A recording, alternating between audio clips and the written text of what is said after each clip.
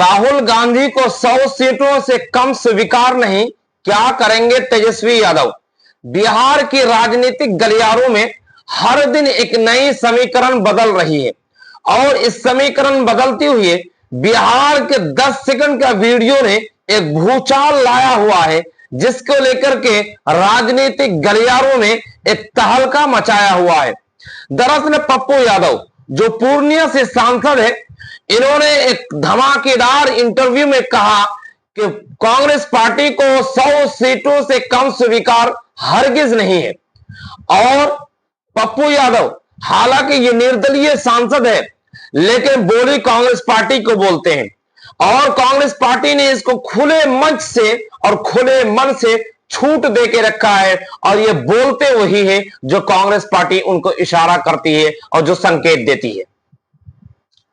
निर्दलीय पप्पू यादव जो पूर्णिया से सांसद है, इन्होंने आरजेडी को कटाक्ष में करते हुए कहा कि बिहार के अंदर कांग्रेस पार्टी आरजेडी से ज्यादा मजबूत है और इसको 100 सीटों से कम में चुनाव नहीं लड़ना चाहिए, क्योंकि पूर्णिया में आरजेडी के विधायक खड़ी हुई, वो हार गई। कटिहार में कांग्रेस पार्टी जीती, किशनगंज में कांग्रेस पार्टी जीत गई। आप सुपौल में आरजेडी खड़ी हुई, हार गई। उसके अलावा अररिया में आरजेडी खड़ी हुई, वो हार गई। खगड़िया में आरजेडी खड़ी हुई, वो भी हार गई।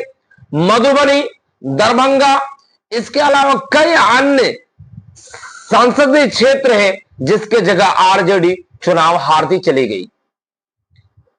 और कोसी क्षेत्र में कांग्रेस पार्टी की एक मजबूत पकड़ है, क्योंकि आप कटिहार को भी जानते हैं कि कटिहार में तारिक अनवर कांग्रेस पार्टी जीती, पूर्णिया से सांसद पप्पू यादव जीते, किशनगंज से कांग्रेस जीती। ये सारी समीकरण को देखते हुए कहा कि बिहार के अंदर कांग्रेस पार्टी बहुत ज्यादा मजबूत है और यहां पे यही चुनाव लड़ा जाना चाहिए। 100 सीटों से कम राहुल गांधी को स्वीकार नहीं।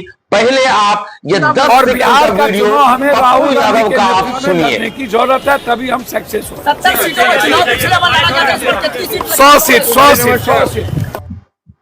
आपने सुना कि पप्पू यादव ने कहा कि पिछली बार 70 सीटों पर चुनाव लड़े थे, लेकिन इस बार 100 सीटों से कम चुनाव लड़ने के लिए तैयार नहीं है कांग्रेस पार्टी, क्योंकि इस बार राहुल गांधी के नेतृत्व में बिहार के 5 महीनों में 5 बार राहुल गांधी बिहार दौरा करने जा रहे हैं।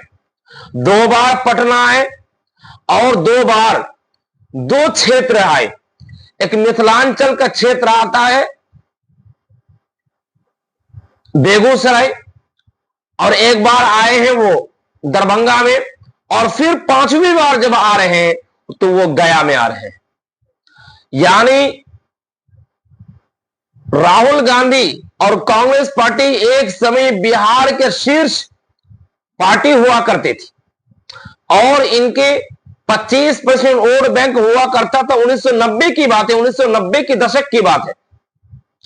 हर चौथा वोट कांग्रेस पार्टी को पड़ती, लेकिन रीजनल चार्ट पार्टी का बढ़ते क्रम देख करके उनके पार्टी मजबूत होने की वजह से 2020 तक आते आते कांग्रेस पार्टी 9% पे आके रुक गई।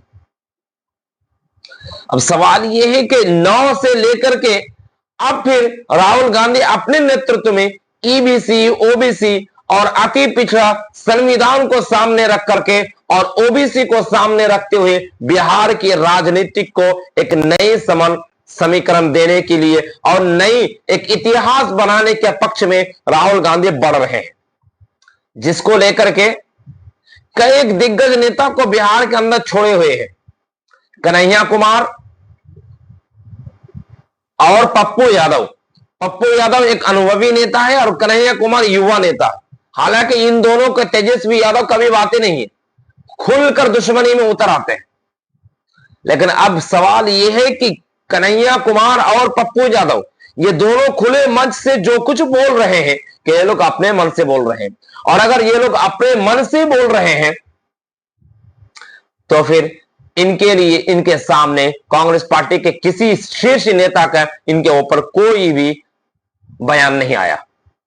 और अगर ये लोग अपने मन से नहीं मतलब कांग्रेस पार्टी की तरफ से बोला जा रहा, तो फिर सवाल यह है कि तेजस्वी यादव जो महागठबंधन का चेहरा है वो क्या करेंगे, जो महागठबंधन का सीएम फेस का चेहरा माना जा रहा है ये क्या करेंगे। ये सबसे बड़ा सवाल, इस सवाल का मुद्दा आज के विषय में बना हुआ है।